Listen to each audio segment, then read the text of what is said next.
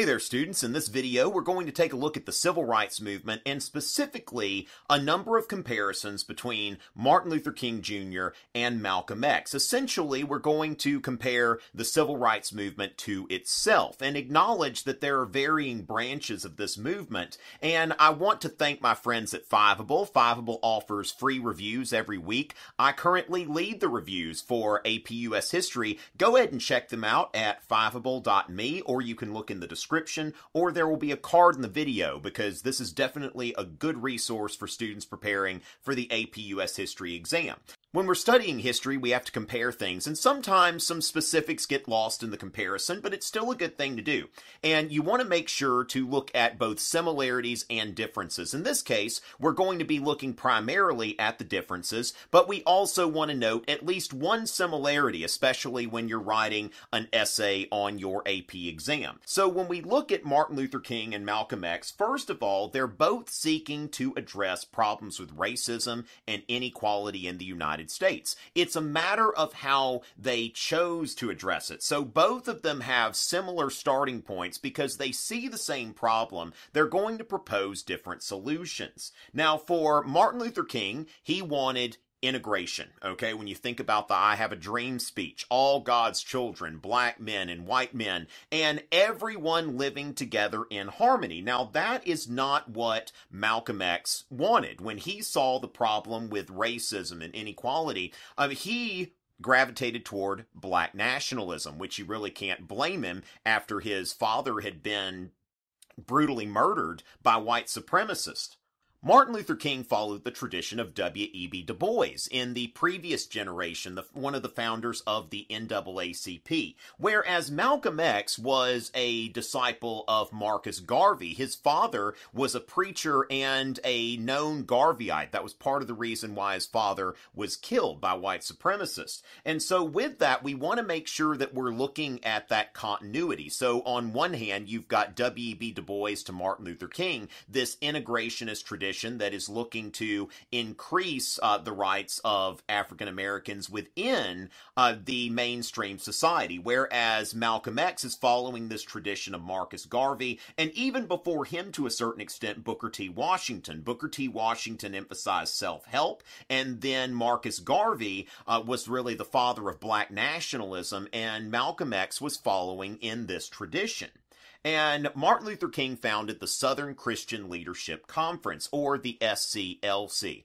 And this was an association of Christian ministers from the South. It was not limited to black ministers. There was actually one white minister, Will Campbell, that was present at the founding of the Southern Christian Leadership Conference, whereas Malcolm X was involved with the Nation of Islam. Now, this is early. At a certain point, Malcolm X had a break with the Nation of Islam, but the Nation of Islam was not only a black separatist group, but a black supremacist group with all kinds of interesting theories on race. Now, this wasn't Malcolm X after he converted to mainstream Islam, and we want to note as well that the Nation of Islam is not in any way officially affiliated with the Islamic faith, that it has some Christian and Muslim inspirations, but it is not Islam. In terms of strategy, Martin Luther King focused on civil disobedience and nonviolence. When you think about the sit-ins and the marches and all of these things that are going on, that when somebody goes to a sit-in, they sit down,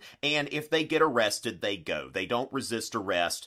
When the police in Birmingham brought the dogs and the fire hoses, they just took it. And, of course, it did generate quite a bit of media attention when you saw people being attacked like this and not fighting back, and generated a great deal of sympathy. Now, for Malcolm X, he was more in favor of self-defense and reciprocity. Now, note, I'm not going to use the word violence, because when you really read what Malcolm X wrote and look at his speeches and you hear them and you really listen, there's nothing that Malcolm X is saying that was promoting violence, that is saying that violence is desirable. He's really not saying anything different than what the founding fathers said. You think about Washington and Jefferson and all of these people who fought for our liberties, that Malcolm X said that if somebody sicks a dog on me, I'm going to kill that dog. There is a famous iconic photo of Malcolm X with a high-powered rifle. He is looking out the window. He's looking through the blinds,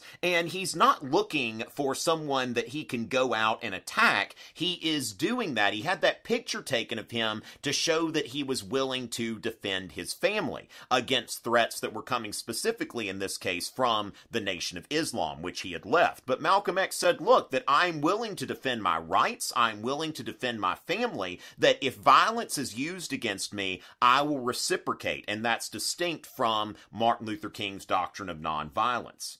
And Martin Luther King favored cooperation with sympathetic whites. And meanwhile, Malcolm X, even after he left the Nation of Islam, he was still committed to the ideal of black nationalism, that the black community should help itself and not count on white celebrities, white liberals. You think about the 1963 Civil Rights March. You had Bob Dylan, Charlton Heston, a lot of other people who were sympathetic and were willing to lend their voices to the cause. Whereas Malcolm X compared this to black coffee. Black coffee's too strong for a lot of people, and so what they do is they add cream and sugar, and that dilutes it. That makes it a little more palatable. Malcolm X wasn't about being palatable. Malcolm X was the type that wanted to say what he was going to say, and he wanted his efforts to be focused on advancing the black community through the black community and not counting on someone else to pick them up. And that's why I said that this goes back to Booker T. Washington, really. Although I would not refer to Booker T. Washington as a black nationalist, he was really the father of this self-help tradition. And as far as primary sources, of course, we've all heard the I Have a Dream speech, and that articulated Martin Luther King's vision and really articulated it in a way that was understood by the American people. Even though Martin Luther King politically wasn't really a Jeffersonian, he spoke to Jeffersonian ideals. He used the Declaration of Independence and referred to the Emancipation Proclamation and really reached just the mainstream mindset. He reached the American mind. And also his letter from Birmingham jail, which of course, civil disobedience. He'd gotten a traffic violation and they brought him to jail. They didn't do that to other people, but he went. But while he was there, he wrote the letter from Birmingham jail, and he spoke to white liberals who told him that have some patience, that we need to wait, we need to do this incrementally, and he's explaining that, look, we have been patient enough. It's just like he said in the I Have a Dream speech, that it's been 100 years, and black Americans are still not free. And then there's Malcolm X, which one of his most famous speeches was the ballot or the bullet. And this speech really speaks to Malcolm X's strategy, especially after leaving the Nation of Islam. And he said that I'm willing to participate in the democratic process. That's totally okay with me. I'm fine with that. But if the democratic process doesn't work, if we can't get equal rights, human rights, through the democratic process, that we are willing to appeal to the bullet. All right, so from the ballot box to the cartridge box. And this is not anything that our founding fathers wouldn't have said. It's easy for somebody to say, oh, Malcolm X was an advocate of violence, but that's not what he's saying. He's saying that it's on the table, that I'm not going to guarantee that I'm going to stick with nonviolence. And really, both of these traditions work together to an extent, because on one hand, if everybody were approaching this like Malcolm X, it'd be very easy to shut this down from the perspective of people who were trying to squash the civil rights movement. Yet, if it had only been the Martin Luther King Jr.'s running things, then there's not really any urgency. So both of these movements work together in order to advance human rights in the United States. And with that, ladies and gentlemen, remember that I've got a website, and so does Fiveable. So check out fiveable.me, because there are a lot of resources for students who are preparing for exams. And it's always a pleasure.